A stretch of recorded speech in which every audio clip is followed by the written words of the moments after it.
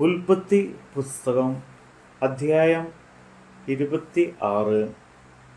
അബ്രാമിൻ്റെ കാലത്ത് ഉണ്ടായിരുന്ന മുമ്പിലത്തെ ക്ഷാമം കൂടാതെ പിന്നെയും ആ ദേശത്ത് ഒരു ക്ഷാമം ഉണ്ടായി.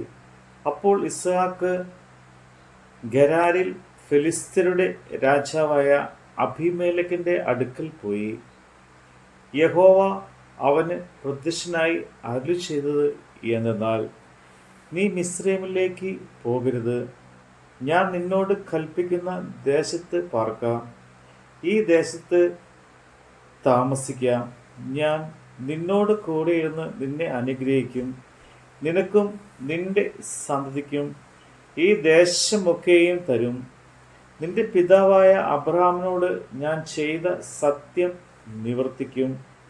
അബ്രഹാം എൻ്റെ വാക്കുകേട്ട് എൻ്റെ നിയോഗവും കൽപ്പനകളും ചട്ടങ്ങളും പ്രമാണങ്ങളും ആചരിച്ചതുകൊണ്ട് ഞാൻ നിന്റെ സന്തതിയെ ആകാശത്തിലെ നക്ഷത്രങ്ങളെ പോലെ വർദ്ധിപ്പിച്ച് നിന്റെ സന്തതിക്ക് ഈ ദേശമൊക്കെയും കൊടുക്കും.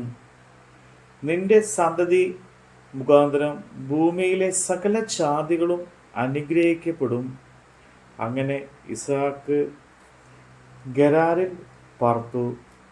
ആ ദേശത്തെ ജനം അവൻ്റെ ഭാര്യയെക്കുറിച്ച് അവനോട് ചോദിച്ചു. അവൾ എൻ്റെ സഹോദരി എന്ന് അവൻ പറഞ്ഞു.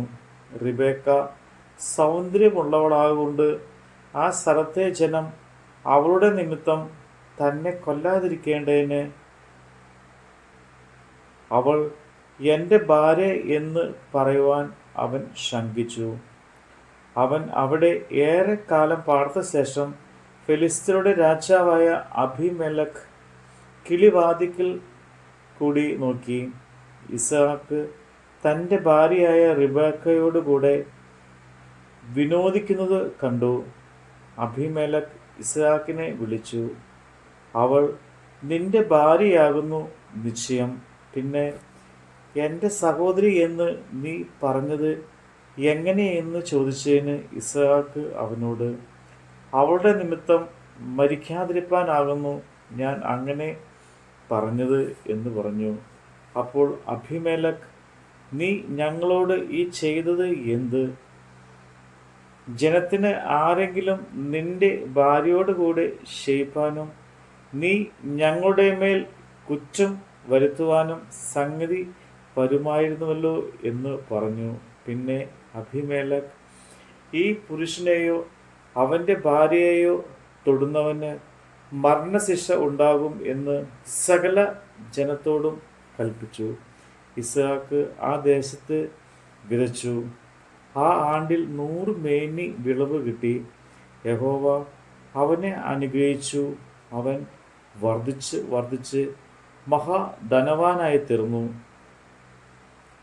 അവന് ആട്ടിൻകൂട്ടങ്ങളും മാട്ടിൻകൂട്ടങ്ങളും വളരെ ദാസിദാസന്മാരും ഉണ്ടായിരുന്നതുകൊണ്ട് ഫെലിസ്ത്യർക്ക് അവനോട് അസൂയ തോന്നി. എന്നാൽ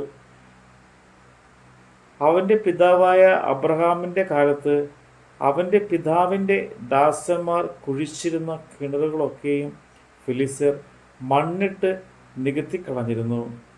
അബീമേലെക്ക് ഇസ്ഹാക്കിനോട്, നീ ഞങ്ങളുടെ പക്കൽ ഏറ്റവും ബലവാനായകൊണ്ട് ഞങ്ങളെ വിട്ടുപോക എന്ന് പറഞ്ഞു.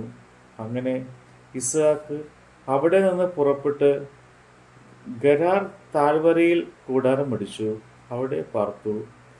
തൻ്റെ പിതാവായ അബ്രഹാമിൻ്റെ കാലത്ത് കുഴിച്ചിരുന്നതും അബ്രഹാം മരിച്ച ശേഷം ഫെലിസ്ത്യർ നികത്തിക്കളഞ്ഞതുമായ കിണറുകൾ ഇസ്ഹാക്ക് പിന്നെയും കുഴിച്ച്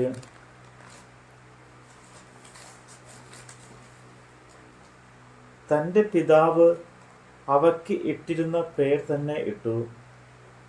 ഇസ്ഹാക്കിൻ്റെ ദാസന്മാർ ആ താഴ്വരയിൽ കുഴിച്ചു. നീരുറവയുള്ള ഒരു കിണർ കണ്ടു.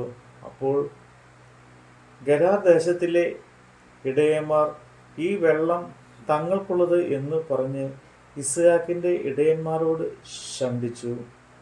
ശണ്ഠയിട്ടു. അവർ തന്നോട് ശണ്ടയിട്ടതുകൊണ്ട് അവൻ ആ കിണർ ഏശക് എന്ന് പേർ വിളിച്ചു. അവർ മറ്റൊരു കിണർ കുഴിച്ചു, അതിനെക്കുറിച്ചും അവർ ശണ്ടയിട്ടതുകൊണ്ട് അവൻ അതിന് സ്തന എന്ന് പേർ വിളിച്ചു. അവൻ അവിടെ നിന്ന് മാറിപ്പോയി മറ്റൊരു കിണർ കുഴിച്ചു, അതിനെക്കുറിച്ച് അവർ ശണ്ടയിട്ടില്ല. യഹോവ ഇപ്പോൾ നമുക്ക് ഈ ഇടമുണ്ടാക്കി നാം ദേശത്ത് വർദ്ധിക്കുമെന്ന് പറഞ്ഞ് അവൻ അതിന് രഹോബോത്ത് എന്ന് പേരിട്ടു. അവിടെ നിന്ന് അവൻ ബർശേബിലേക്ക് പോയി. അന്ന് രാത്രി യഹോവ അവന് പ്രത്യക്ഷനായി. ഞാൻ നിന്റെ പിതാവായ അബ്രഹാമിന്റെ ദൈവമാകുന്നു. നീ ഭയപ്പെടേണ്ട, ഞാൻ നിന്നോട് കൂടെയുണ്ട്. എൻ്റെ ദാസനായ അബ്രഹാം നിമിത്തം ഞാൻ നിന്നെ അനുഗ്രഹിച്ചു, നിന്റെ സന്തതിയെ വർദ്ധിപ്പിക്കും എന്ന് അരുളി ചെയ്തു. അവിടെ അവന് ഒരു യാഗപീഠം പണിതു, യഹോവയുടെ നാമത്തിൽ ആരാധിച്ചു. അവിടെ തൻ്റെ കൂടാരം അടിച്ചു. അവിടെയും ഇസ്ഹാക്കിന്റെ ദാസന്മാർ ഒരു കിണർ കുഴിച്ചു. അനന്തരം അബീമേലെക്കും സ്നേഹിതനായ അഹൂസത്തും സേനാപതിയായ ഫീക്കോലും ഗരാരിൽ നിന്ന് അവന്റെ അടുക്കൽ വന്ന് ഇസ്ഹാക്ക് അവരോട്, നിങ്ങൾ എന്തിന് എൻ്റെ അടുക്കൽ വരുന്നു? നിങ്ങൾ എന്നെ ദുഷിച്ചു, നിങ്ങളുടെ ഇടയിൽ നിന്ന് അയച്ചു കളഞ്ഞുവല്ലോ എന്ന് പറഞ്ഞു. അതിന് അവർ, യഹോവ നിന്നോട് കൂടെയുണ്ട് എന്ന് ഞങ്ങൾ സ്പഷ്ടമായി കണ്ടു. അതുകൊണ്ട് നമുക്ക് തമ്മിൽ, ഞങ്ങൾക്കും നിനക്കും തമ്മിൽ തന്നെ ഒരു സത്യ ബന്ധമുണ്ടായിരിക്കണം. ഞങ്ങൾ നിന്നെ തൊട്ടിട്ടില്ലാത്തത് പോലെയും നന്മ മാത്രം നിനക്ക് ചെയ്തു നിന്നെ സമാധാനത്തോടെ അയച്ചതുപോലെയും നീ ഞങ്ങളോട് ഒരു ദോഷവും ചെയ്യുകയില്ല എന്ന് ഞങ്ങൾ നീയും തമ്മിൽ ഒരു ഉടമ്പടി ചെയ്യുക. നീ യഹോവയാൽ അനുഗ്രഹിക്കപ്പെട്ടവനല്ലോ എന്ന് പറഞ്ഞു. അവൻ അവർക്ക് ഒരു വിരുന്നൊരുക്കി. അവർ ഭക്ഷിച്ച് പാനം ചെയ്തു. അവർ അതികാലത്ത് എഴുന്നേറ്റ് തമ്മിൽ സത്യം ചെയ്ത ശേഷം ഇസ്ഹാക്ക് അവരെ യാത്ര അയച്ചു. അവർ സമാധാനത്തോടെ പിരിഞ്ഞുപോയി. ആ ദിവസം തന്നെ ഇസ്ഹാക്കിന്റെ ദാസന്മാർ വന്നു തങ്ങൾ കുഴിച്ച കിണറിന്റെ വസ്തുത അവനെ അറിയിച്ചു. ഞങ്ങൾ വെള്ളം കണ്ടു എന്ന് പറഞ്ഞു. അവൻ അതിന് ശിബ എന്ന് പേരിട്ടു. അതുകൊണ്ട് ആ പട്ടണത്തിന് ഇന്ന് വരെ ബേർഷെബ എന്നു പേര്. യേശാവിന് 40 വയസ്സായപ്പോൾ അവൻ ഹിത്യനായ ബേരിയുടെ മകൾ യഹൂദിത്തിനെയും ഹിത്യനായ ഏലോന്റെ മകൾ ബാസമത്തിനെയും ഭാര്യമാരായി പരിഗ്രഹിച്ചു. ഇവർ ഇസ്ഹാക്കിനും റിബേക്കയ്ക്കും മനോവ്യസന കാരണമായിരുന്നു. നമ്മുടെ കർത്താവിൻ്റെ വചനമാണ് നമ്മൾ കേട്ടത്.